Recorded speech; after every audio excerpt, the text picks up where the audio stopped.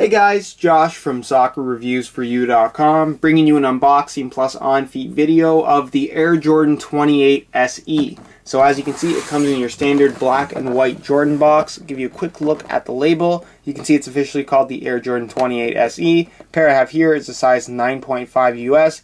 The colorway is black, white, what I believe is lagoon green, and then fortress green. I'm not 100% sure on those. And then the retail sticker is actually ripped off. These guys go for $150 US, which is not bad considering that the regular Jordan 28 went for $250. And basically what the SE model is that exact same shoe minus the shroud, which to a lot of people is the main reason why they didn't like the Jordan 28. And it is kind of a little bit strange that just because they removed the shroud, they've dropped the price by $100. But Jordan brand or Nike will do what they want to do, and for the most part their shoes are going to continue to sell. I've been looking forward to the 28 SE for a little while now, especially in this camo color. As you guys know, I have quite a few camo colored shoes. I really like that pattern, and especially in this kind of classic green camo really does look cool with the carbon fiber heel counter, the carbon fiber on the sole plate, and even the outsole, as you guys can see, has that same green camo on it, which I thought was a nice little touch. And what's also cool about the outsoles is that the camo pattern is actually random.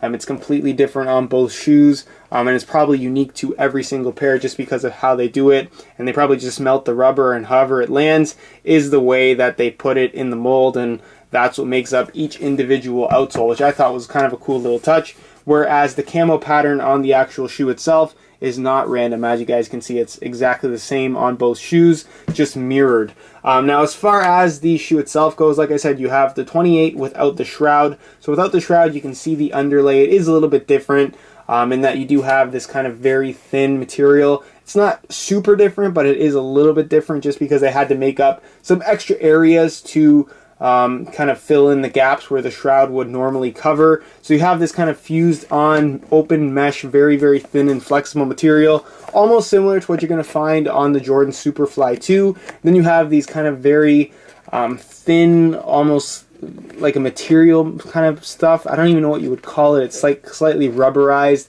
and it kind of just fills in all of these gaps so your foot is not left completely exposed. And that goes on both the outside and the inside of the shoe. You can see that it fills in these flex grooves, if you will.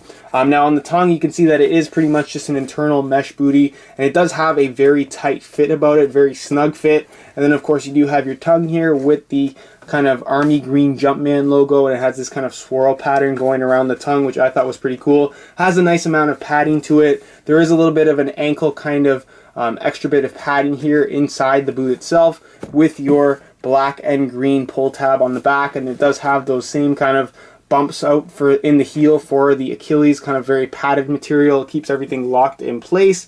And then of course you do have your visible Jordan heel counter here. It's part of the flight plate.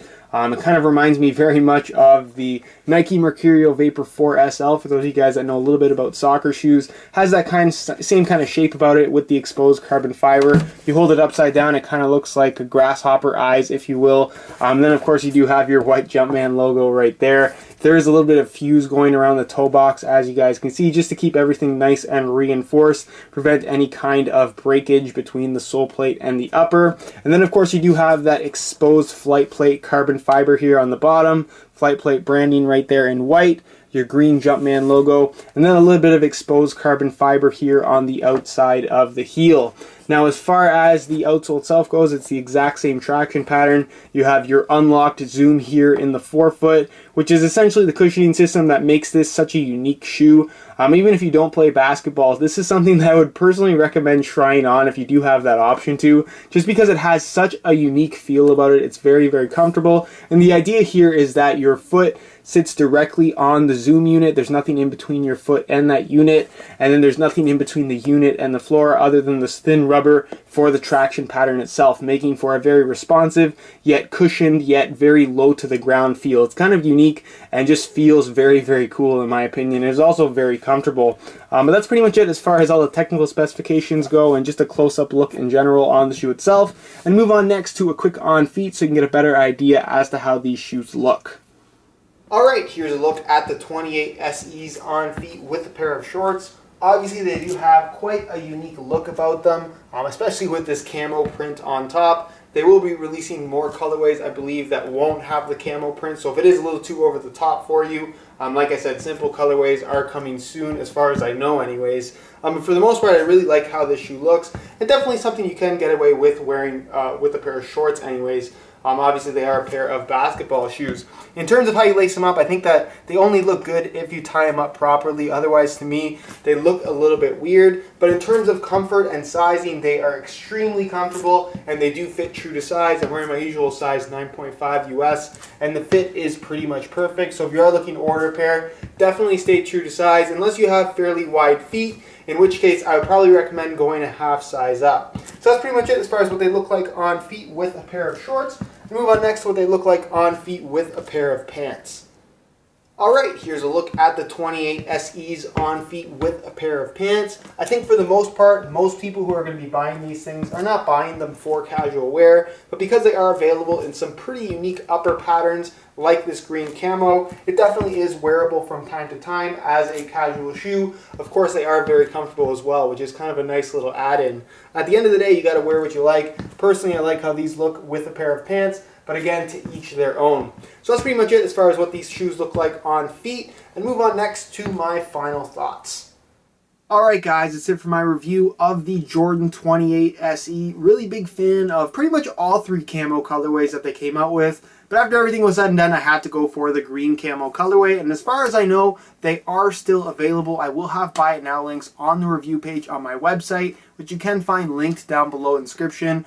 On that same review page, you will also find the high quality images of this exact pair here to give you a better idea as to how it actually does look in person. If you guys do have any questions regarding the shoe or any suggestions for shoes you'd like to see me bring in, feel free to leave a comment down below. And if you enjoyed today's video, as always, be sure to support it with a like. Subscribe if you haven't already for more videos. All of my social media information can be found down below in the description. And other than that, guys, hope you enjoyed today's video. And as always, thanks for watching.